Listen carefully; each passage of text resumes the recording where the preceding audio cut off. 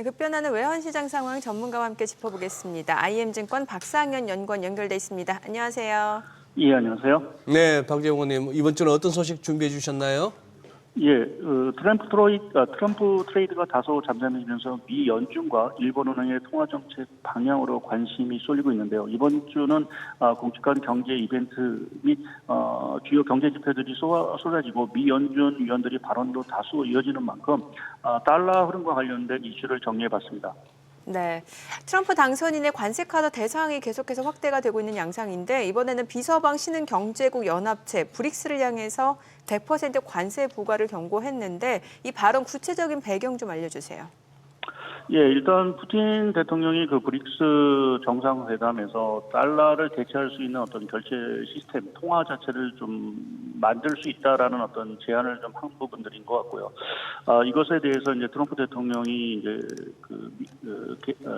메시지를 좀 내놨는데, 뭐 아무래도 결론적으로 말씀드려서 조금 그 푸틴 대통령의 발언 자체가 어찌 보면 달러의 어떤 기축 통화의 어떤 위상 자체를 좀 약화시킬 수 있는 어떤 도전적인 어떤 그 메시지였기 때문에 트럼프 대통령 입장에서는 상당히 좀 강력한 메시지를 내놓을 수밖에 없지 않을까 좀 생각을 하고 있습니다. 그러니까 소위 그 미국 경제의 영린 자체를 좀 건드린다라는 저는 좀 생각을 좀 하고 있고요. 아무래도 미국 경제가 이렇게 또 금융시장 자체가 호황을 누릴 수 있는 가장 중요한 배경 중에 하나가 미국의 그 기축 통화로서의 위상 자체가 상당히 강화되고 자금들 자체가 미국으로 사실은 유입이 되는 효과도 사실은 저희가 무시할 수 없는 부분들이기 때문에 그러한 측면에서 보면은 달러의 어떤 기축 통화로서의 위상을 약화시킬 수 있는 이러한 그 브릭스 국가들의 움직임에 대해서 트럼프 대통령 입장에서는 상당히 좀 강력한 메시지를 내놓을 수밖에 없었지 않았나 좀 생각을 하고 있습니다.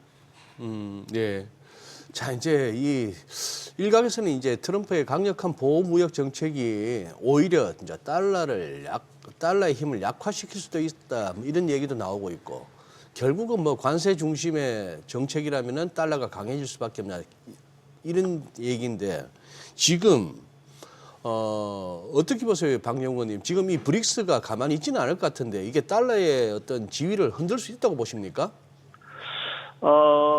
예, 당장은 이제 흔들기는 좀 어려울 것 같고요. 물론 이제 중국이나 러시아 자체가 이제 경제 규모라든지 또 상호 간의 어떤 결제라든지 이런 것들이 뭐 위안화 결제라든지 이런 걸 통해서 달러 대체를 시도를 하고 있지만 아직은 현실적인 장벽들이 상당히 조금 많은 부분들인 것 같고요. 특히 이제 금융기관, 뭐 스위프트로 대변되는 전 세계 금융기관 자체가 사실은 미국이 주도를 하고 있다라는 부분에서 보게 되면 사실은 이제 다른 통화로서의 어떤 결제 자체가 그렇게 쉽지는 않을 거로 좀 보고 있습니다.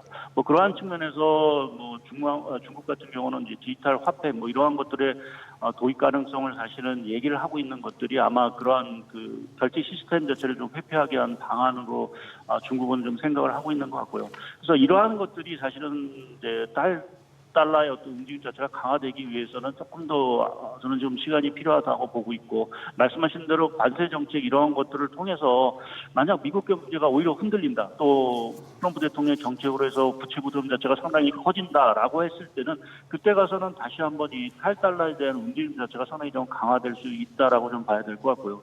뭐 중장기적으로 봤을 때 브릭스 국가들의 어떤 경제 규모 자체가 G7의 어떤 경제 규모를 앞으로 넘어서는 그러한 시점에 가서는 정말 이제 탈달러에 대한 얘기들 자체가 상당히 좀 강하게 나올 수도 있다라고 좀 생각을 하고 있습니다.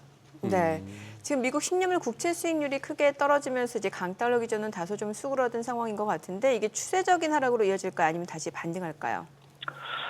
저는 좀 완만한 하락세는 조금 유지될 거로 좀 보고 있고요. 일단은 12월에 미 연준의 추가적인 금리 인하 가능성이 여전히 열려 있는 상황들이고, 또 최근에 미국의 물가 압력이 약간은 좀 뭐 끈적거림은 있긴 하지만 좀 전체적으로 좀 둔화되는 흐름이 나타나고 있고, 또 미국 지표 자체도 다소는 좀 둔화된다라는 측면에서 보면 미국의 10년물 국채 금리는 완만한 좀 하락 기조를 좀 유지하지 않을까 좀 생각을 하고 있습니다. 네. 그래요. 지금 이제 오늘 아침에는 지금 또 149.88, 이 150엔에서 자꾸 이제 아래쪽으로 살짝 내려올 듯한데요, 달러엔 환율이. 예. 이제 BOJ 이제 금리 인상 기대감, 이게 결국 다다음 주입니다. FOMC 결과 확인하고 그날 또 바로 BOJ를 확인할 수 있을 것 같은데, 이거 지금 일본은행의 추가 금리 인상 가능성 어느 정도로 보고 계십니까?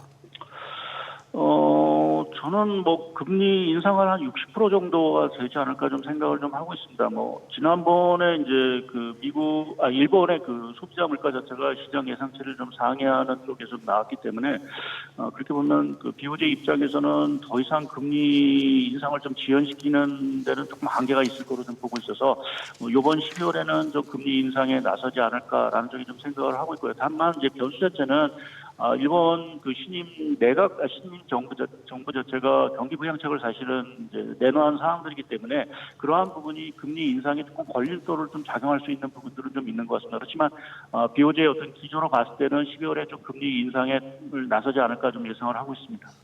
네, 오늘 내용 잘 들었습니다. 고맙습니다. 예, 감사합니다.